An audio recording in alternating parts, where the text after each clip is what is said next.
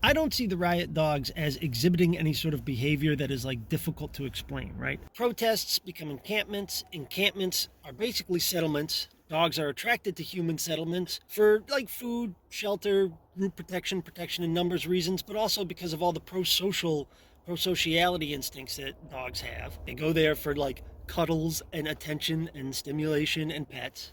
And then the police show up, and the police are obvious outsiders. They're taking an aggressive, kind of threatening posture toward the dog's in group, which is now the protesters. The protesters are behaving in a very natural way, right? They're all dressed different, they're milling around, they're coming and going at different times, while the police are behaving in an unnatural way. They're dressed the same, they're wearing weird clothes and body armor, they're carrying bizarre objects like shields and batons, they're moving in formation and in lockstep. And every dog alive right now is like 500th generation watchdog, guard dog, and just like an instinct kicks in and they attack. If that's not the exact explanation, it's going to be something similar to it, right? Something in that flavor. I don't think that it's particularly interesting of a phenomenon from like a biologist or like scientific standpoint.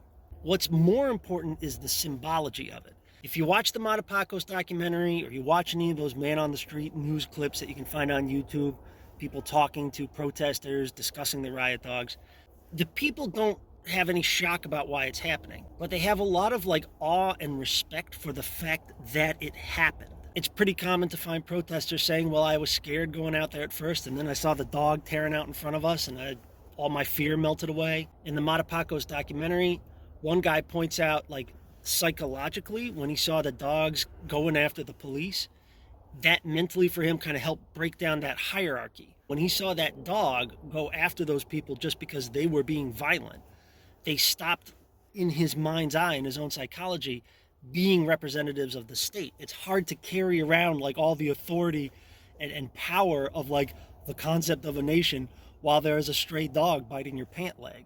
The fact that so much protest art and street art depicts the dogs, contains the dogs, I think is really telling.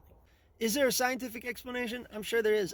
I don't care. I don't find it interesting even a little bit. It's very shallow science, but it's incredibly deep poetry. There's a lot more to learn and gain and think about looking at them as a symbolic phenomenon and a poetic phenomenon than there is about it being a scientific one.